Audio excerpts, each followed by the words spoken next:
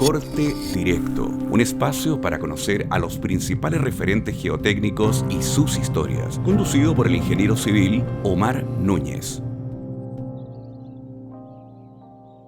Hola, ¿cómo están? Ya llegamos al capítulo número 9 de estos podcasts. Seguimos teniendo hartos comentarios. Les agradezco a toda la gente que nos sigue en Instagram y por supuesto en nuestro canal de YouTube. Hoy día tengo el placer de contar con una persona tremendamente conocida, no solamente en Chile, sino que en todo el mundo. Él es Luis Valenzuela Palomo. eh, Está con nosotros acá, tuvo la gran amabilidad de presentarse en nuestro querido laboratorio. eh, y les voy a hacer la presentación y se lo voy a presentar de inmediato. La historia de hoy día que vamos a conversar, ¿cierto? Tiene que ver con la historia de la geotecnia en Chile, presas y algo más.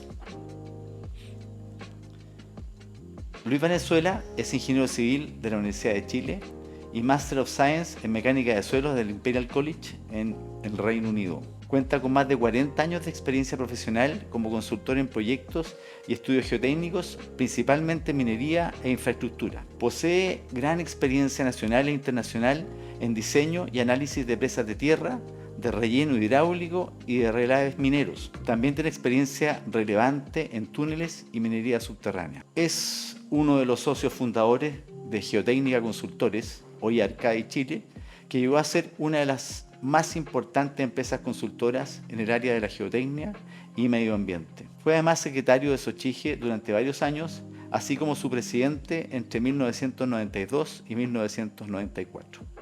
También fue vicepresidente de la Sociedad Internacional de Mecánica de Suelos e Ingeniería Geotécnica en el año 1994 y 1997 por Suramérica y miembro del Comité Técnico número 11 de Landslides de la misma institución.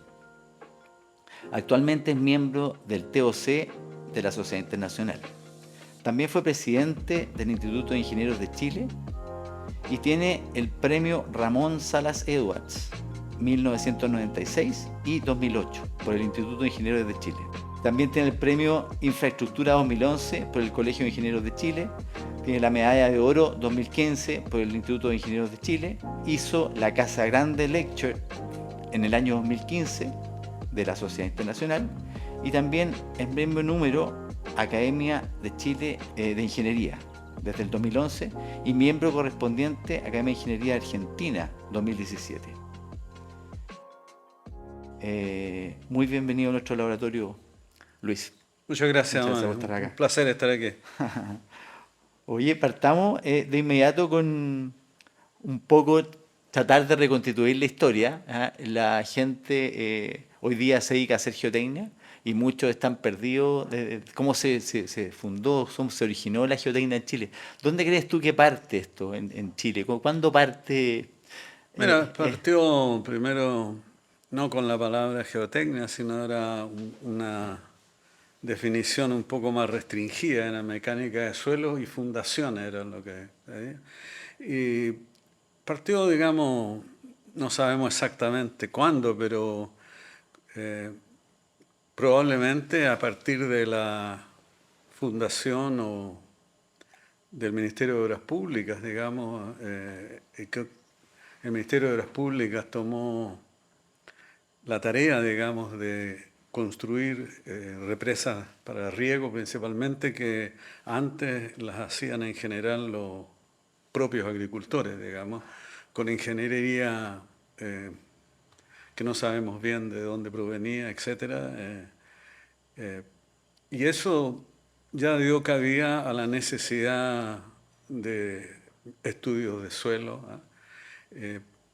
Muy probablemente, lo que yo creo, digamos, que se ocupó mucho la información que había en Estados Unidos con distintos libros de diseño de presas. Small Dams era un libro muy famoso que se ocupaba. Y ahí hubo interés. El ministerio, tengo entendido, que envió algunos técnicos a Estados Unidos, entre ellos me acuerdo de don Francisco Dick, que trabajó hasta muy avanzada edad y era una persona muy sabia.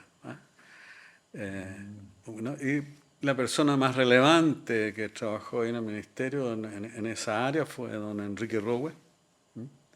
Don Enrique Rowe también es conocido por ser profesor de mecánica de suelo en la Universidad de Chile y también era el presidente de una empresa consultora importante, Rowe y compañía. También hubo un resurgimiento bastante grande de la mecánica de suelo con la creación de Endesa, ¿no? Cuando se crea Endesa y se pone como objetivo, digamos, la construcción de centrales hidroeléctricas, eso requería la construcción de presas ya de mayor porte y de mayor técnica, y ahí se formó un grupo, digamos, de mecánica de suelos, digamos.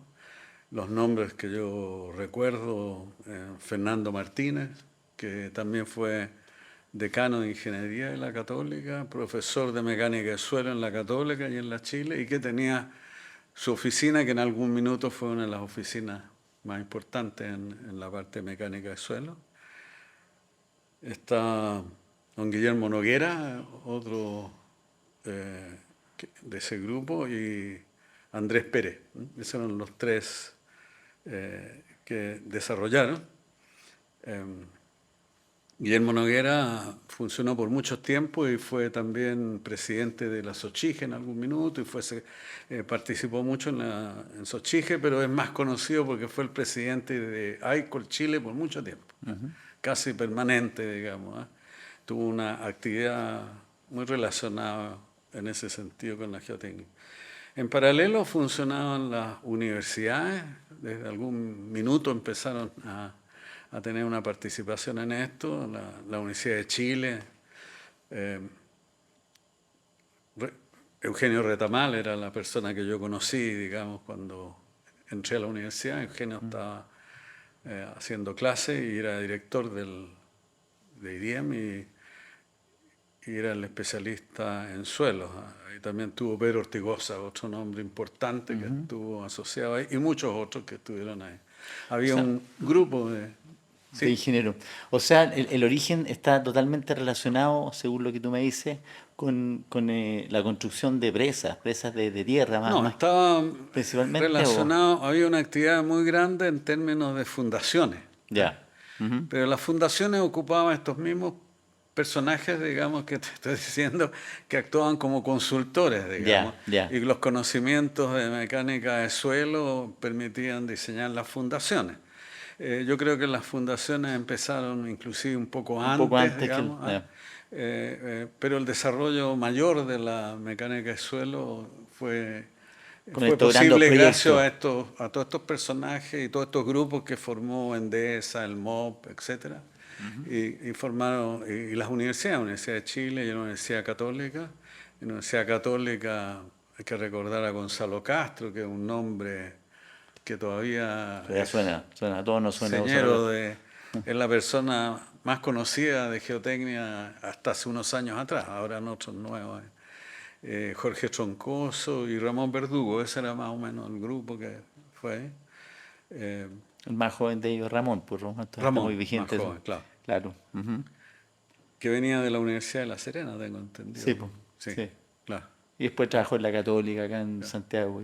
Ahora, gran parte de esto, como te digo, originó bastante trabajo de mecánica de suelo, que fueron distintos ingenieros que se dedicaron a esto. Me recuerdo de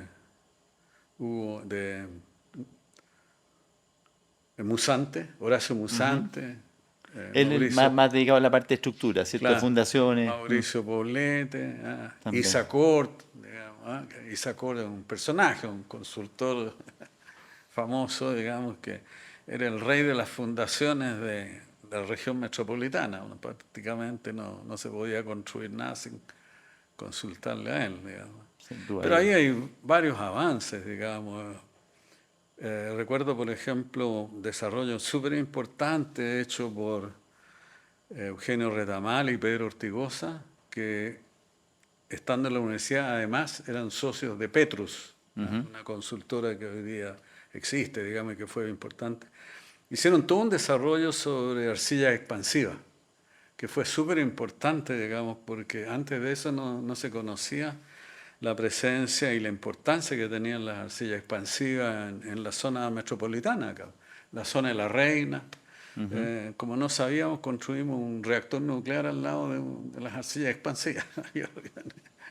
Y La cerca, Reina. y cerca una quebrada, que es más grave todavía que la quebrada de San Ramón. Todo, claro, toda la parte de colina, digamos, donde se construyó después el depósito relave de las tórtolas de los bronces, toda la planta estaba sobre suelo arcilloso, digamos y ahí, si bien fue un proyecto que nosotros como Geotécnica Consultores hicimos, nuestro consultor, el que trabajó en toda la parte de arcillas expansivas, fue Perico Ortigosa, digamos, Ya. que aprovecho de darle un rendido homenaje, que falleció hace poco, un destacadísimo geotécnico, ¿no?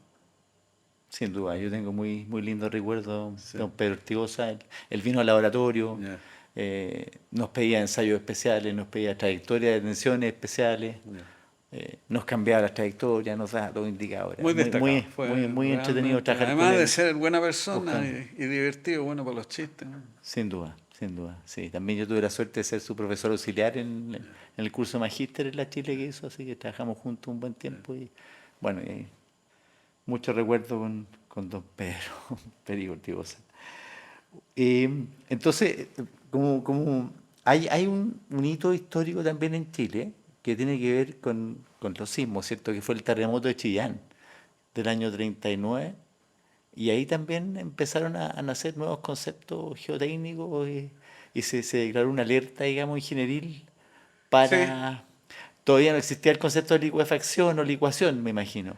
Que mira, siendo riguroso, Casagrande publicó su primer artículo de licuación en 1935, o sea, antes del ahí estaba terremoto, justo. digamos.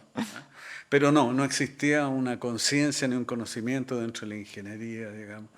Yo creo que la gran experiencia de Chillán fue más bien estructural, el primero, y definitivamente la licuación con el terremoto del 60, digamos, Claro. digamos que fue... pero ya en el terremoto del 60 ya existía bastante desarrollo y conocimiento de la ingeniería sísmica, o sea, no era como No era en el algo 39, nuevo. donde no había mucha... La gente se extraña, pero la teoría de placas, ¿tú sabes de qué año es? ¿De qué explica el mecanismo? En 1964. O sea, antes se entendía de sismo, pero no se entendía mucho ¿Por cuál qué? era. ¿A qué se debían, Claro, digamos? pero la Eso tectónica de es un placas es dato relativamente moderna, muy digamos. bueno, muy bueno. Y eso desató un desarrollo después enorme, digamos. Y en Chile se desarrolló principalmente gracias a un acuerdo que se hizo Universidad de Chile y California, digamos, ¿no? Se hizo un consorcio, o no sé cómo se ¿Un llamará eso, convenio, un algo así? convenio, pero de trabajo en conjunto durante varios años, y gente que iba a estudiar allá y gente que venía para acá. Así que eso Y fue pudieron entender este apoyando. concepto de las plagas tectónicas. Mira, en esos primeros años,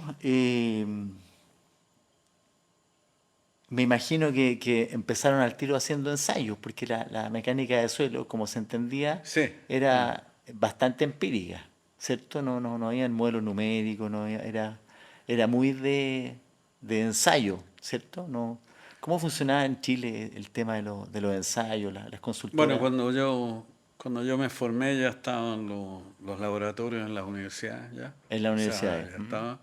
Estaba el laboratorio de Endesa, digamos, tenía su propio laboratorio. Y ahora, ¿cómo comenzó esto? No sé exactamente de quién comenzó, pero evidentemente apenas empezó. Hay que cuando hagamos la historia, digamos, en detalle de la geotécnica, que sería interesante Que es lo que estamos trabajando nosotros, sí, sí. que completemos esa historia. Tiene mucho que ver con los ingenieros que salieron al exterior a estudiar. ¿Ah?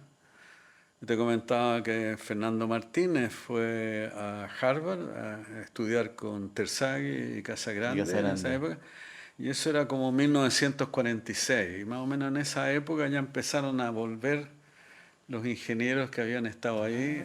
No sé en qué época fueron otros, por ejemplo Andrés Pérez fue a Holanda, y de ahí que él estaba en conocimiento del uso del cono, digamos, como elemento de exploración, y lo trajo y hizo que Ingendesa comprara. Yo alcancé a usarlo una vez. Y esa gente fue trayendo, digamos, las necesidades, digamos, ¿no? Ese cono, para que lo entienda la gente, es un cono que es un sistema muy parecido al SPT tradicional, Claro. ¿cierto? Que funciona con golpes, y en vez de tener la cuchara partida en la punta, digamos, Tiene un cono en la punta. tiene un cono, claro, un cono que... Y lo que se mide es la resistencia a la penetración del cono y después también la... En función del número de golpes para el avance. Claro. No, Claro. y la resistencia alrededor del fuste también del digamos. Ahora tienen piezocones, tienen de todo instalado. Claro. Los Robertson, las tablas de Robertson, esas que usamos hoy día, Claro, digamos, ese- todas ese- se basan en el CPT, ensayo. sí. No, en el de ensayo de... El CPT, El CPT. no el SPT. No, el CPT. El CPT, sí. claro. Que- Pero había un cono al principio, que el CPT actualmente es un dispositivo que tiene penetración hidráulica, ¿cierto? Claro. Y es continuo, y baja a una cierta velocidad, y ahí uno puede medir la resistencia al fuste, la resistencia de punta. Sí. Incluso pues, se puede hacer un downhole al tiro, Claro. porque tienen un... Sí, claro. pero El hay antiguo un no. cono antiguo, que creo que estamos hablando de lo mismo, Sí. que es un cono que se hincaba a golpes con un martinete. Sí. Eso. Y ese cono, me lo contó el profesor Wesley, que estuvo viendo mucho tiempo en Indonesia, él, hoy día se sigue usando en Indonesia, Ya. como método Claro. Era un método que se usaba en suelos blandos. Claro. Nosotros aquí le dábamos al SPT. pues, ¿ah? Claro, exactamente, Claro. cuando podíamos. Y a nivel de laboratorio, bueno, nació el A IBM, nivel de por laboratorio, supuesto. claro, todo eso, pero por ejemplo, Fernando Martínez, que instaló su oficina consultora. ¿Se instaló con un laboratorio? ¿O? Con laboratorio, sí, tenía de todo, claro. consolidómetros triaxiales, de todo. Ya. No sé en qué año, pero yo empecé a trabajar con él como en 1968. Y lo primero que me hizo pasarme unos meses en el laboratorio, clasificando suelos, describiendo testigos de sondaje, Es la etcétera. escuela por la cual tendrían que pasar todos los estudiantes Claro. hoy día. Uno cómo puede hacer geotecnia si no conoce los suelos, es insólito muchas veces. Fue un avance gradual, pero fue impulsado por las necesidades del desarrollo del país, digamos. El otro hito importante fue el año 70, cuando empieza la construcción del metro. Ahí mi tarea fue describir los primeros pozos.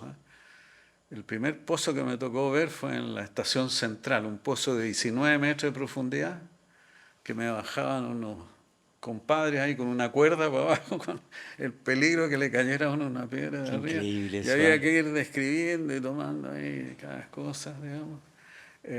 Ahí hizo los primeros ensayos triaxiales in situ, Isacor con Perico Con Ortigosa. Perfecto. Fernando Martínez hizo una tentativa de ensayo de empuje, o sea, tratando de romper Una superficie de falla una pasiva. superficie de sí. falla pasiva, Ya. digamos, que se hizo en la Torre Entel, o sea, que sirviera también para el diseño de la Torre Entel, digamos. Ya. Pero la complicación de la interpretación de ese ensayo era compleja. Bueno, Ya. porque la falla no quedaba bien definida, etc. Claro. Pero ahora, se hacía todo tipo de esfuerzo en ese minuto, digamos. Nada que ver con hoy día, digamos, donde hay instrumentación ya bien definida. Pero así fue. ¿Y tu historia personal, en esa época trabajabas con Fernando Martínez? ¿En la época del metro? Sí, yo estaba recién empezando a trabajar con él, o sea, era un ingeniero recién recibido. Claro. Y me tocó trabajar en ese momento y me tocó muchos años después seguir trabajando en las otras líneas y tener unas interesantes discusiones con Perico en una línea, me acuerdo que no estábamos de acuerdo en la distribución de esfuerzo, en el refuerzo, pero eran cosas, digamos, ya a otro nivel, había resultados de instrumentación, había modelos numéricos, etcétera, ¿no? Más recientes. Mira, qué interesante.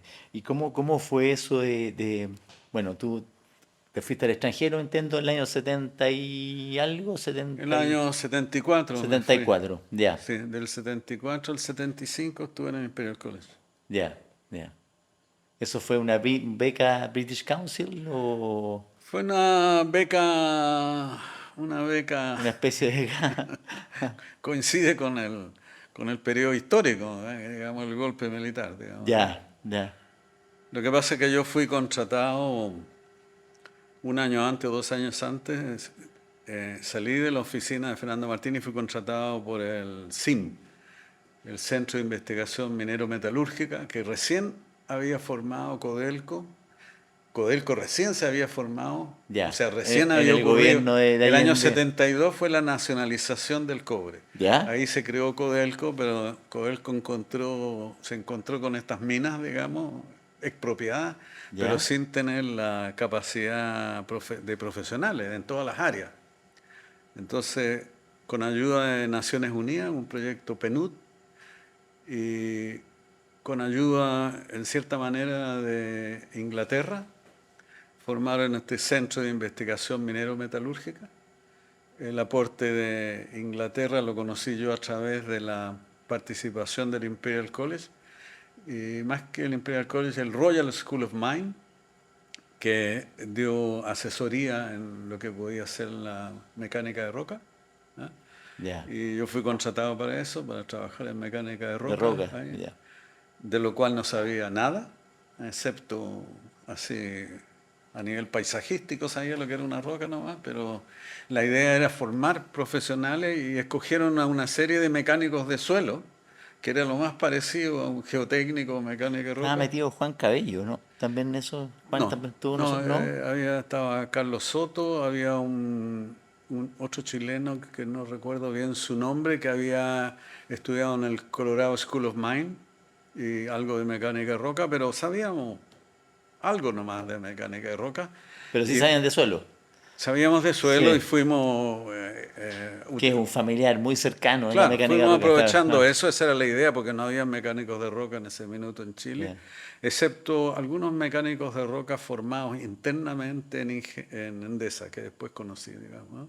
¿Existía la celda HEC ya? ¿Ah? Cuando tú partiste estudiando roca, ¿ya existía la celda triaxial diseñada No, por HEC? No, no, porque todavía no, no. no, Heck estaba recién eh, lanzando sus estudios. Heck era un ingeniero mecánico, Ya. Ah, no era geotécnico, nada, ingeniero mecánico, y él aprovechó todas las teorías mecánicas aplicándolas a la roca, digamos. Y de ahí empezó, digamos, a trabajar en distintos proyectos y fue iba desarrollando sus teorías y publicándolas y formando el libro, digamos, ¿no? ya, Claro. ya. Él fue mi profesor después en el Imperial College de En Imperial mecánica de College. roca. Ya, ya. Pero no estaba todavía la... Pero habían varias Pero continuando propuestas. con la historia que está en el SIM, ¿qué pasó ahí?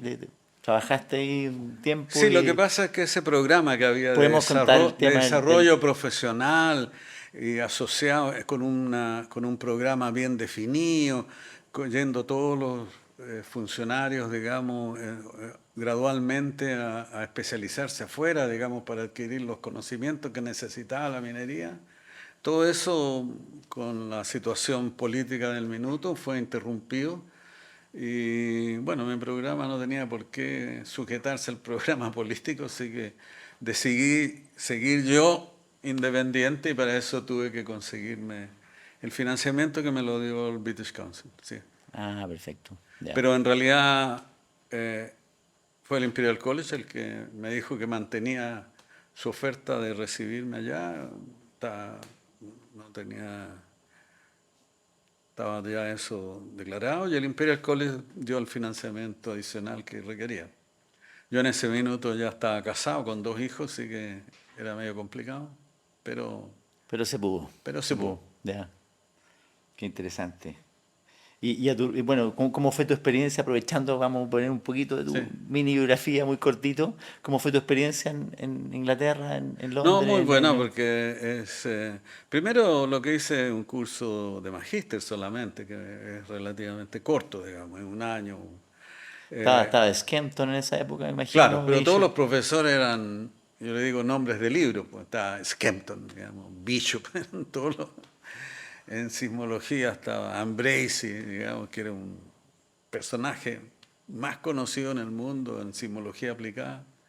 En mecánica de roca estaba Heck, o sea, está ¿Quién no los la nata. conoce, digamos? Ahora, Porque- los cursos eran muy a la moda inglesa de esa época, digamos, en que tenían mucho de lo que era el inicio de la mecánica de suelo y de la geotecnia, que era muy empírica, ¿ah? Y no era liderada por los modelos numéricos O, o teóricos, o sino que, constitutivos, claro, digamos, que se llaman ahora. si bien Bishop explicaba cómo había llegado a la definición de tensión efectiva, ¿Ya? ¿ah? Cómo había llegado a eso, lo contaba como una anécdota. Pero cuando hacía clase de estabilidad de taludes, bueno, mostraba algo de la teoría de estabilidad de taludes, pero hacía todos los ejemplos con un ejemplo real, digamos, ¿ah? Con un deslizamiento, me acuerdo que hubo uno en las carreteras de Inglaterra, digamos, que era uno que tenía movimientos progresivos o permanentes debido eh, A la a la disipación. solifluxión de esto, etc. Entonces, Skempton cuando contaba cómo había definido tal parámetro, por ejemplo eso de existencia residual, etc., contaba cómo lo había visto en terreno. Visitando la presa de Mangla en la India, se dio cuenta que la fundación tenía esos problemas, etc. O sea, era siempre una enseñanza así, digamos. El profesor Peter Vaughan, que era uno de los mejores profesores, que era profesor de presas de tierra, lo hacía todo explicando con las presas de tierra que había él estudiado, etc. No habían cursos así como teóricos, Ya, digamos, ¿eh? ya. Eran todos, en ese sentido eran interesantes, digamos, pero claro, Muy todo el práctico. resto lo dejaban como referencias para leer, digamos, o sea, uno tenía que leer como malo en la Pero cabeza. ingeniería muy práctica, ¿Ah? porque todo basado en ejemplos reales, todo Real. aplicado a la... No, no. Inclusive en mecánica de rocas te cuento algo que hasta el día de hoy me sorprende, digamos. Heck trabajaba con un profesor Chalenko, ¿ah? Ruso, joven, muy creativo. Y ellos estaban estudiando los problemas de los movimientos de fallas en los sismos, digamos, ¿eh? Y tomaban el ejemplo de la falla de Anatolia, que es una de las más desastrosas, la que ha destruido Turquía varias veces, Ujú. digamos, esa falla de Anatolia, y la tenían estudiada por cine, digamos, en fotografías aéreas y además películas, etcétera, y entonces trataban de reproducir eso con rupturas de roca en el laboratorio y nos tocaba a nosotros enseñarlas, digamos. O sea, se le inyectaban ciertas resinas a la roca. Al plano de falla. No, Oh, antes, a antes, esto, y ¿ya? después hacía fallar y se veía, digamos, como las colas de caballo que se forman, etcétera. O sea, siempre era con alguna aplicación, ¿ah? Mm, interesante. Oye, para terminar esta etapa de tu estadía ya en el Imperial College, tuviste tu tesis, el desarrollo de tu tesis tiene que ver con Sí, hay necesidad de hacer una tesis que por supuesto no es una tesis profunda ni nada, porque es un poco curso tiempo. relativamente rápido, generalmente una tesis de 2 o 3 meses, digamos, que yo la hice más rápido, pero y fue precisamente en, qué sé yo, ¿no? En el modelo de estabilidad, digamos, según Bishop, etcétera, ¿ah? Con las dovelas verticales. Yo desarrollé una solución para dovelas horizontales, ¿ah? Ya. Que eh, el profesor que me guió, que era Sarma, pensó que era difícil de llegar a ese resultado, porque él había tratado y no le había resultado. Y se sorprendió cuando a los 15 días yo dije, es el resultado. Me dijo, no puede ser, vuelva, revíselo. Volví, es el resultado. Por eso fue muy rápida mi tesis. Y bueno, tenía... ¿Y que coincidían hice eso, pero tuve que elaborar los programas en Fortran Ya, para hacer funcionar con distintas condiciones y después tratar de relacionarlo con el comportamiento de presa ante sismo, porque el objetivo de desarrollar esto con dovelas horizontales era poder aplicar coeficientes sísmicos variables con la altura. perfecto. No aplicar un coeficiente sísmico Claro, a toda la dovela única, sino digamos. ¿qué pasaba si fuera distinto? Y todo. Entonces se trataba de ver cómo era el resultado cambiando eso. Esa parte fue más interesante. Y hay una conversación entre el análisis con dovelas verticales y horizontales, me imagino. ¿Coincidían los factores de seguridad, más o menos? Sí, no. Ya, Claro. Y después Sarma siguió adelante y desarrolló el método con dovelas de cualquier forma. ya. Interesante. ¿Y ahí volviste a Chile después? No, no tenía trabajo en Chile porque había renunciado al cine. No tenía y recibí algunas ofertas ya en el mismo Imperial College, llegaban la gente a buscar los ingenieros, digamos, Ya, ya. Y ahí llegaron un brasilero que dijo, mire, estamos construyendo varias centrales hidroeléctricas en Brasil y necesitamos gente, digamos. Y convenció a 5 del curso, nos fuimos. Ya. Parecía chiste, un malasiano, un chino, un chileno, un inglés, y nos fuimos para allá. Y ahí me quedé en Brasil por 7 años, 7 años. trabajando en diseño de presas. Ya.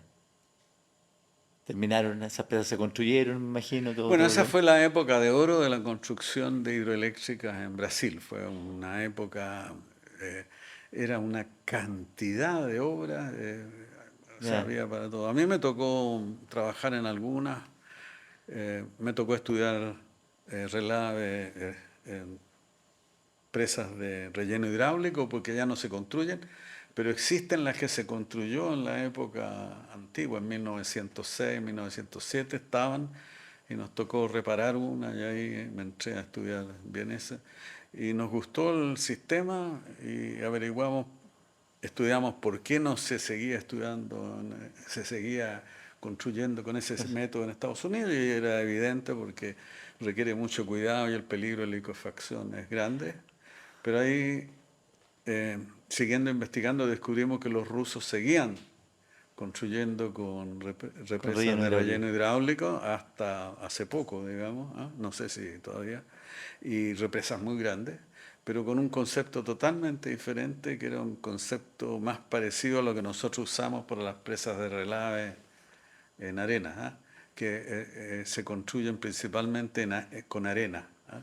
No como trataban de construir los americanos, que trataban de, con el sistema de relleno hidráulico, simular la construcción de espaldones gruesos con el fino del núcleo. Entonces hacían que el fluido, o sea, el material que llegaba hidráulicamente, lo hacían que segregara y dejara los finos al centro, por y decantación. los gruesos afuera, y con eso con los gruesos afuera conformaba la parte estructural de resistencia, y la parte de los finos que se concentraba al centro, que fuera la parte impermeable. Pero eso requiere un control muy fino, porque basta que el material varíe un poco, pero era material natural, generalmente lo obtenían de depósitos con pistones, los llevaban por canaletas. Con agua, mucha agua. Mucha agua. Claro. El agua, el sistema de transporte. ¿Podría explicar como muy brevemente? Porque hay muchos alumnos, mucha gente joven que no tiene idea de lo que es el relleno hidráulico. Bueno, tienen que leer mi Casa Grande Lecture. Ahí. La primera parte se dedica a eso. Perfecto. Ahí la vamos a publicar. Pero básicamente lo que querían hacer era, es la época, hay que ponerse en el contexto de la época. O sea, los vehículos motorizados de trabajo parten en 1930 con el Forano, ¿cierto? Y los camiones por ahí en 1935 quizás, pero antes no habían esos elementos de compactación, entonces no había un sistema, tampoco había grandes camiones de transporte para transportar roca, ni nada, transportaban en vagonetas, digamos, etcétera. Era otro mundo. Entonces, esta gente, yo creo que tomando idea de la antigua minería de California, decidieron construir presas utilizando suelo transportado por agua. Entonces el suelo era llevado por canaletas hasta el sitio de la presa y depositado de tal manera que se provocara una segregación natural de los granos del suelo, ¿ah? Con lo cual quedaban los gruesos arriba y seguían los finos al centro, ¿ah? Entonces sí, había una playita al centro donde seguía depositando el fino. Pero como los suelos de donde se obtenían esos suelos variaban en su granulometría, variaba acá tampoco el ancho, digamos, de la parte fina, núcleo, claro. y habían intrusiones del grueso dentro del otro, y hubieron muchas fallas, y el que estudió más eso fue Casagrande, digamos, ¿eh? Casagrande. La primera persona que usó la palabra licuación creo que es Hassen, un ingeniero que trabajó en estas presas en 1920, creo. Y Casagrande fue el primero que habló del fenómeno de licuación en 1935, un paper del Boston Geotechnical Society. ¿Y tienes recuerdos de haber diseñado, me imagino, varias presas en Chile con relleno hidráulico, ¿no? No. ¿No? O sea, lo que hacemos en Chile, muchas presas muy importantes están todavía siendo construidas utilizando el mecanismo del transporte hidráulico, pero no intentando formar lo que formaban ellos. Con este núcleo. Entonces especial. se usan arena, o sea, lo que hace el relave, que es una materia, que es un material que es una arena limosa en general, digamos, lo que se hace es pasarlo por ciclones, digamos, y el ciclón separar por el underflow del ciclón, sacar la parte de los gruesos, que es una arena, y a esa arena se le coloca una limitación máximo de fino, o sea, siendo fino lo que está bajo la malla 200, ¿eh? Y ese material se deposita hidráulicamente, pero se compacta con rodillos que van. O sea, eso proviene, es como tiene su origen en estos presas de relleno hidráulico. Por la forma como llega al suelo, digamos, claro, que llega como líquido. Ahora lo interesante es que en Brasil nos tocó que una de estas presas casi falla, ¿eh? Una de estas presas construida, había sido construida como en 1906. En Brasil existían muchas presas construidas por empresas americanas de electricidad. La Light de San Paulo, etcétera, construía sus propias presas y tenía de consultora Tersaghi. Tersaghi hizo de consultor de varias de estas presas pequeñas de relleno hidráulico que está en Brasil. Y bueno, y nos tocó, esta sufrió un problema que está descrito en la Casagrande Lecture. El Casagrande Lecture, yeah. Y en que nos dimos cuenta de que no era tan malo, digamos, si después de tantos años encontramos que todavía estaban funcionando los drenes y todo, etcétera, y nos entusiasmamos porque había un proyecto en la planicie central de Brasil que era un gran depósito aluvional de arena, pero enorme, enorme, enorme, ¿eh? Y alguien se recordó que Casagrande, que era consultor, fue consultor muchos años en Brasil de presa, una vez que iba volando sobre ese habría sido el sitio ideal para una presa de relleno hidráulico. Esa fue la única frase que quedó. Y esto la retomó un ingeniero y dijo, oye, ¿y por qué no pensamos en la posibilidad de hacer eso? Y trabajamos en eso.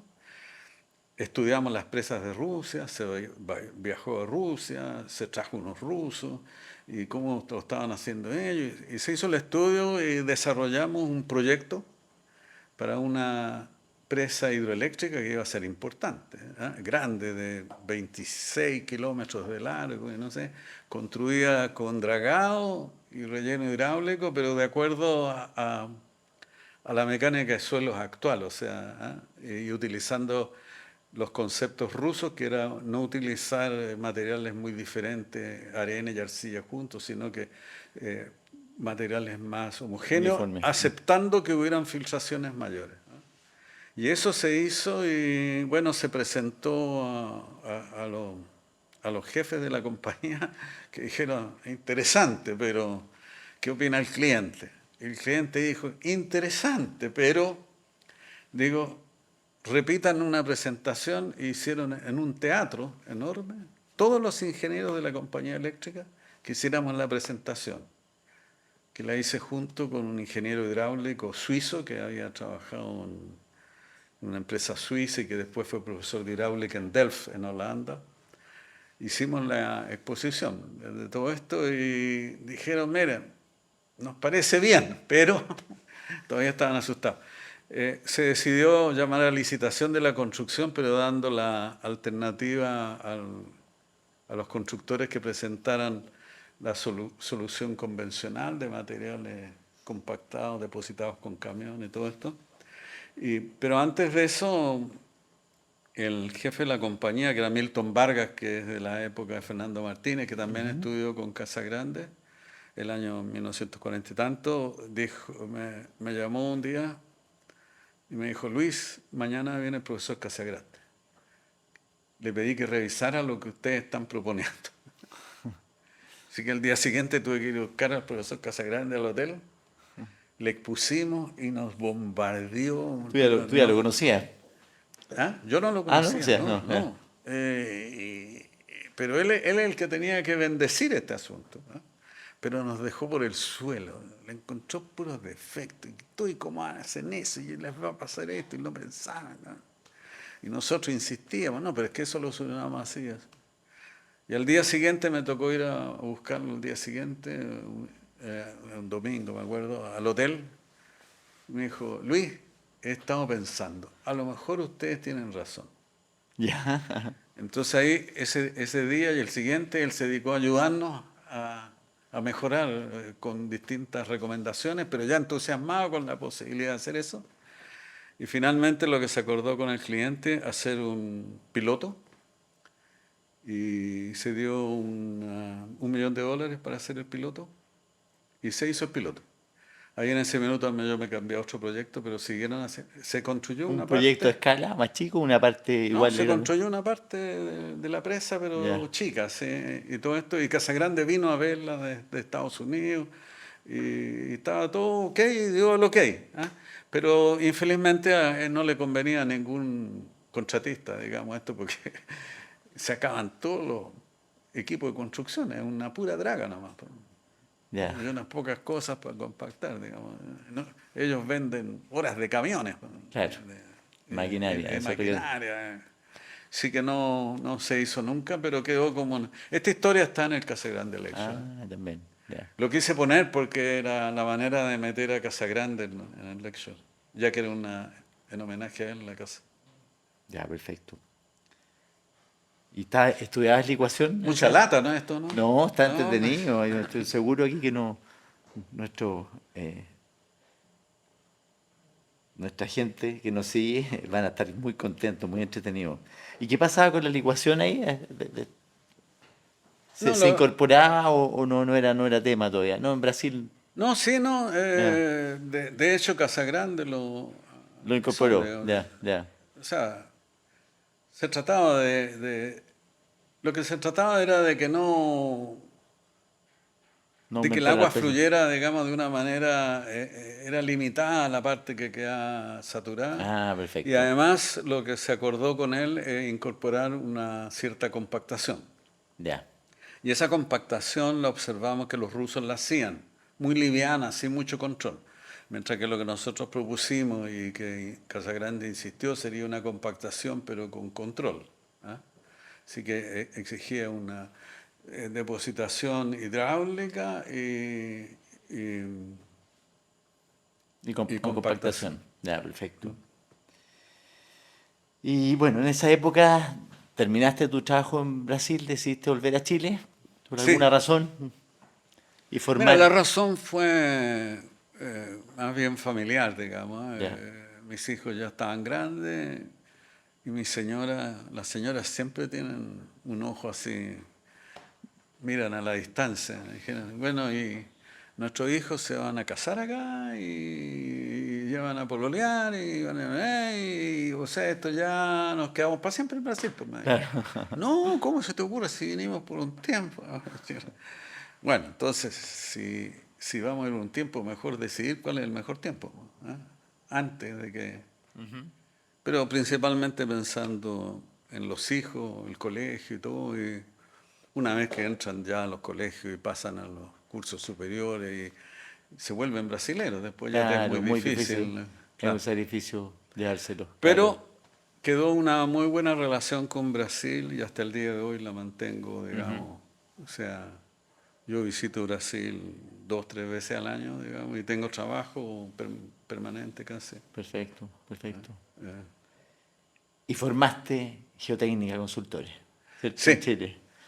llegando acá, bueno, tenía que hacer algo para vivir y conversé con varias empresas, pero no me entusiasmó ninguna y yo tenía una idea de lo que había que hacer en geotecnia, que era lo que había aprendido afuera y cómo los brasileros, la parte geotecnia era súper importante, o sea, tenían un desarrollo muy, muy importante. Así que decidí formar una empresa, pero para eso le escribí a personas que me parecían que pudiera ser interesante. Uno de ellos fue Roberto Lástrico, que era un ingeniero geotécnico que trabajó en IDEM y después fue asesor nuestro en Fernando Martínez y que se doctoró en Berkeley, en California. Era amigo tuyo. En esa época no eran Sí, tan sí, amigos. no, Eran amigos, eran amigos. lo conocía y él había avanzado bastante en dinámica de suelo, etcétera, así Ya. que era un buen socio. Después buscamos un geólogo aplicado, cosa que en Chile todavía geólogo aplicado era como una rareza, digamos. ¿Ah? Habían pocos. ¿Ah? Y ahí se incorporó Pablo Cuando Taloni, que dices era geólogo aplicado a la ingeniería, ¿cierto? No, aplicado no a a la la ingeniería, ingeniería. claro. Ya, Engineering Geologist. ¿Ah? ya, ya. Que afuera eran muy... Uno estaba acostumbrado a trabajar con un engineer geologist al lado, digamos, aquí no. Aquí el geólogo todavía era alguien que se le llamaba consulta específica, pero no para trabajar al lado. Ya, ya. Al lado. Y eso, y lo que fallé fue en tratar de convencer a alguien de mecánica de rocas que se incorporara. Se incorporó uno, pero que solo venía 2, 3 meses al año. Y esa parte siempre no, sí que tuve que yo volverme a hacer Mecánico de roca. mecánica de rocas, que ya había sido al inicio. Bueno, algo había En aprendido más en Codelco. Inglaterra, así que, de hecho, los 2, 3 primeros años en geotécnica yo hice mecánica de rocas, ¿ah? Principalmente. Ya, perfecto. ¿Y cómo fue la evolución de geotecnia? ¿Fue difícil? Fue difícil, o sea, cuando uno parte con una oficinita, digamos, que hay 3 personas con ganas de trabajar, una secretaria, ¿ah? Un dibujante cuando salía un poco de trabajo, ¿ah? Eso éramos. Ahora, teníamos cierta facilidad de relación con algunas empresas por, por la experiencia personal que tenía cada uno, ¿ah? O sea, más que lo que ofrecía como empresa, digamos. Pero me acuerdo que, por ejemplo, que en el caso de no teníamos trabajo y descubrí yo que tenía un amigo en Codelco, en El Salvador, ¿eh? Y fui a verlo y le dije, mira, montamos esta empresa, digamos, y tenemos... Me dijo, no se me ocurre qué podías hacer, me dijo, pero si tienes tiempo, quédate aquí una semana. Y llamó a un ingeniero jefe de turno, Trivelli era, me acuerdo que después fuimos muy amigos. Y yo entré a trabajar con el turno de los viejos dentro de la mina durante una semana y viendo los problemas que tenían. Y a la vuelta me dijo, bueno, ¿qué puedes hacer por nosotros? Ah, varias cosas, le dije. Todo esto y esto. Y dijo, ya, pues. Pero hay una condición. Los viejos que trabajan en la mina tienen que aprobar lo que tú propones, porque ellos arriesgan su vida. Así que fue una experiencia interesante porque era una mina de block caving que yo nunca había visto, pero los problemas que tenía Salvador eran evidentes, o sea, tenía un desastre adentro, digamos. Y fui introduciendo las técnicas más modernas que yo había visto en distintas partes, en Brasil, que había estudiado allá en Inglaterra, etc. Pero al mismo tiempo tuve que aprender a hacer clases de mecánica de roca a mineros que eran viejos mineros nomás. Pero decirle, mire, ellos lo que sienten es que eso se va a caer o no se va a caer, está bien, pero ¿por qué se cae? Etcétera.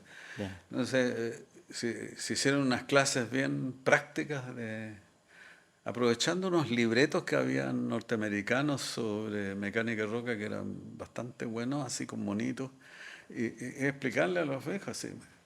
Y el primer paso más complicado fue convencerlos, digamos, de utilizar shotcut en la protección de la excavación y no llegar a poner al tiro un material. Estos tenían unos marcos de fierro deslizantes, digamos, que los importaban de Alemania, que costaban una fortuna, y que lo que hacían era, a medida que se iba deformando la roca, ¿ya?, iba apretando este marco y el marco se iba deslizando hasta que llegaba a un punto máximo que no podía deslizarse más y empezaba. Entonces tú visitabas mucho las faenas y estaban todos estos fierros retorcidos, digamos, y no se podía secar. Lo básico que le queríamos explicar era que teníamos que tratar de mantener la resistencia original de la roca, no dejar que se deformara más, etcétera, y el shotcut podía ser una cosa. Pero el shotcut tiene el problema que si tú lo haces mal y todo, se te viene todo abajo, y habían tenido una experiencia de eso. Entonces hicimos, bueno, vamos haciendo la experiencia, vamos. Así que fue un bonito proyecto, porque además tenía una gracia. De Codelco, Salvador era la mina más pobre y no tenía muchos recursos. Entonces todos lo hacían los ingenieros de ahí, entonces todos participaban, ¿no? Entonces, todos seguían aprendiendo, ¿no? Y con eso se hizo un paper muy bien recibido internacionalmente, que fue la primera mina de block caving que utilizó shotcut. Ya. Y el shotcrete hacía el papel como una bóveda, abovedada con Sí, shotcrete no, armado. claro, el shotcut trabaja por adhesión, ¿no? Trabaja por adhesión, entonces, como se hace con cierta presión, hay un golpe, y tiene que estar hecho para que esa adhesión permanezca y te permite mantener, digamos, mientras tú instalas la fortificación definitiva, que pueden ser pernos, etcétera, pero te permite mantener que no se te venga Derrumbe. abajo, que Ya, no se ya. derrumbe. Eso es básicamente. El Hoy día concepto. eso es súper conocido, Es así muy que común, no claro. se rían los que están escuchando de eso, pero hubo que pasar por eso, experiencias para poder hacerlo. Y eso nos permitió hacer, te fijas, un trabajo que fue bien recibido. No había mecánicos de roca en ese minuto, así que en los análisis de roca más complejos ahí me ayudó mucho Rodolfo Uteman, que era un ingeniero de Endesa, que nunca tuvo formación académica en mecánica de roca, pero era un mecánico de roca excepcional, tipo alemán así, muy bueno. También me rodeó en parte Michel Fancinjan, que se había doctorado en mecánica de roca en Illinois y estaba haciendo clases de mecánica de roca, empezando a hacer clases de mecánica de roca en la Universidad Católica. Ellos participaron, más otras personas, porque el proyecto se alargó por un par de años, digamos, y hubo que ampliar el contrato. Continuando un poco con la historia de la geotecnia, ¿crees que los grandes sismos desde la última época, digamos, han favorecido más el desarrollo de la geotecnia en Chile? ¿Ha despertado un cierto interés a los ingenieros O nuevos, sea, sobre todo? yo creo que no solamente han despertado el interés, sino que han despertado la necesidad de desarrollar. O sea, yo te digo, hoy día, cuando estamos hablando de sismos de magnitud superior a 9, o el del 2010 fue 8.8, y de duración relativamente importante, digamos, y hace que sea difícil la aplicación inmediata de métodos numéricos, de modelos numéricos. Los modelos numéricos hay que calibrarlos y ha costado mucho calibrarlos para grandes solicitaciones sísmicas. O sea, hoy día, bueno, antes era línea lineal plástico nomás, digamos, o morculón y ruptura morculón. Hoy día para arena estás con el PMF4 SAN, el PMF4 SILT, el P2P, pero tú los aplicas y necesitas mucho trabajo de modificación, de adaptación de los parámetros para poder. Es realmente, yo creo que en este minuto está forzando a que la geotecnia se pueda adaptar a esto. Estamos hablando de solicitaciones demasiado grandes. Mira. Y para ir terminando, Luis, ¿hacia dónde crees que debería evolucionar la geotecnia en Chile? ¿Y qué rol podría cumplir para ello la SOCHIGE, la Sociedad Chilena? Yo creo que la SOCHIGE tiene un gran papel que cumplir y lo está cumpliendo. O sea, la actividad que tiene la SOCHIGE hoy día, incluyendo tus cursos de laboratorio, es desarrollar todo el conocimiento, difundir las experiencias a través de los congresos, digamos, que se ha tenido. Ya tenemos 2 panamericanos, ya por el 91 y el del 24, ¿no? 24 fuimos. Y esperamos tener el internacional, ¿no? Estamos en eso. Sí, estamos en eso. Sería el 29. Yo creo que eso es importante, digamos. Lo que más ha costado la geotecnia y la mecánica de suelo primero, porque se llama geotecnia hoy día, porque la mecánica de suelo ya tuvo que pasar a otros límites, por ejemplo, incorporando la geología aplicada, la geofísica, varias otras cosas. Claro, ya no es la mecánica geotécnica, en la sentido geotecnia, físico. claro, es un montón de cosas más, digamos, y falta todavía seguir incorporando. Geoquímica, por ejemplo, es poco lo que la gente en general sabe de geoquímica, digamos.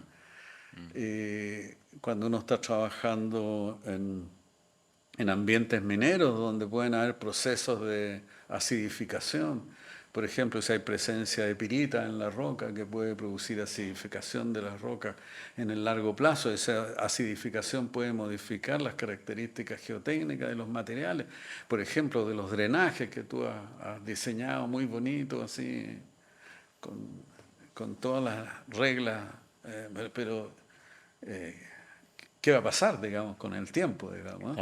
Claro. Bien. Te agradezco un montón, Luis, esta entrevista. Sí.